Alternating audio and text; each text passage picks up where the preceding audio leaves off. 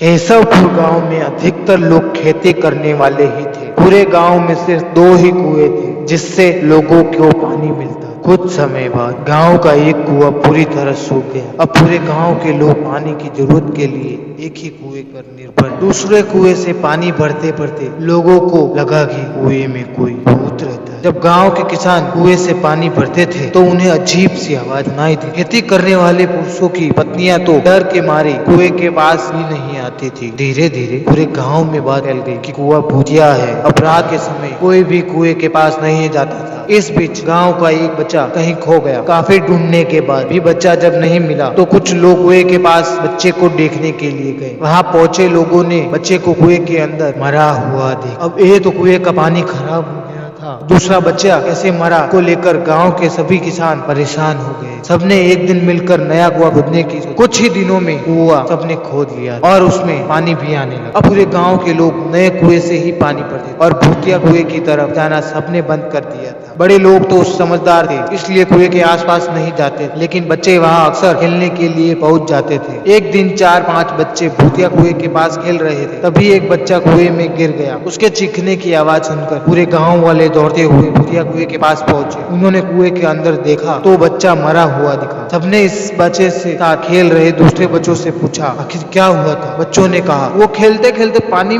देखने के लिए गया और अचानक कुएं में गिर पड़ा। इस हादसे के बाद गांव वालों ने तुरंत एक तांत्रिक को जानकर कुएं के पास बुलाया। वहां पहुंचकर तांत्रिक ने बहुत सारे मंत्र पढ़े जिससे सुनकर भूत सबके सामने आ गया। तांत्रिक ने अपनी विद्या का इस्तेमाल करके इस कुएं को छोड़ जाने के लिए कहा। भूत ने तांत्रिक की बात को मानने से इनकार कर लिया। तांत्रिक ने पूछा तुम क्यों नहीं जाओगे? यहाँ आकर बच्चे मर रहे हैं इसलिए तुम्हें जाना ही होगा। भूत ने जवाब दिया इस कुएं के सालों से मेरा पूरा खानदान रहता आ रहा है, मैं यहाँ से बिल्कुल नहीं जाऊंगा। इतना कहकर भूत कुएं के अंदर चला गया। अब तांत्रिक ने गांव के लोगों से कहा इस कुएं के मुंह को ढक दो, ऐसा करने से किसी तरह से हादसे नहीं होंगे। ये सुनते ही गांव के मुखिया ने तुरंत काम शुरू करवा दिया। दूसरे दिन कुएं के मुंह पर जाली डालकर पूरी तरह से रेत और सीमेंट से पक्का ढक्कन बना दिया और उसे ढक दिया गया। अब सारे गांव वाले खुशी खुशी रहने लगे। उस दिन के बाद गांव में ऐसी किसी तरह की घटना नहीं हुई और भूतिया कुएं के डर से लोग मुक्त हो गए। कहानी से किसी भी परेशानी से हार नहीं माननी चाहिए, उस परेशानी से बाहर निकला जा सकता है। तो दोस्तों आपको ये भूतिया कहानी अच्छी लगी है तो हमारे चैनल को सब्सक्राइब करिए, लाइक करिए और अच्छी कहानियां सुनने के लिए बेल बटन को क्लिक करिए। Thank you for watching.